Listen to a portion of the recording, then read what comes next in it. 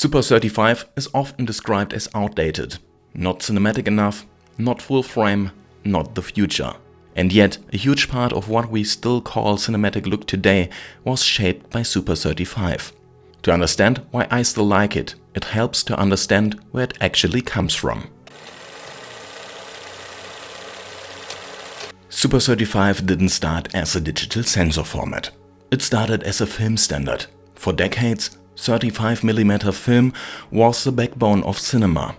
But filmmakers weren't using the entire film frame for the image. Space was reserved for optical soundtracks, and Super 35 was a way to use more of that film area for the picture instead. It gives filmmakers more flexibility, more image area, more control of framing, without changing lenses or the workflow. Super 35 wasn't about being bigger, it was about being practical. Over time, Super 35 became the standard for a reason. It balanced field of view, depth of field and lens behavior in a very natural way. Filmmakers learned how to light for it, how to move cameras with it, how to tell stories with it. Entire visual language were built around this format. When we think about cinematic, we are often thinking of images that were designed for Super 35, even when we don't realize it.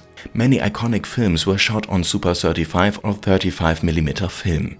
The Dark Knight, Mad Max Fury Road, Skyfall, and on series side, Breaking Bad, The Walking Dead, and large parts of Game of Thrones.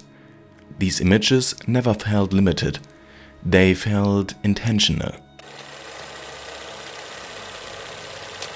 In recent years, full frame has become entirely popular, and that's not a coincidence.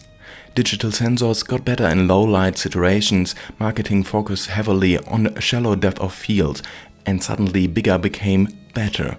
Full frame looks impressive very quickly, especially online.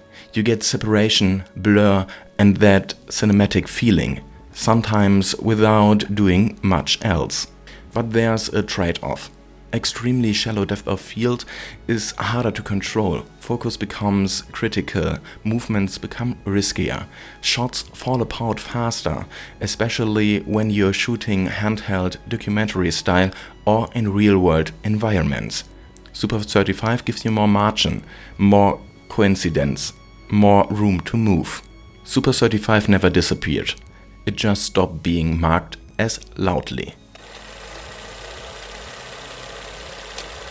Arri Alexa cameras are still largely Super 35. Can Cinema Line use it? Even full-frame cameras are often switched into Super 35 mode on set. Not because it's old, but because it's reliable. I don't think one camera sensor format is better than the other. I think different formats solve different problems. But for the way I like to work, movement, control, consistency, Super 35 still makes a lot of sense. And that's why I keep coming back to it.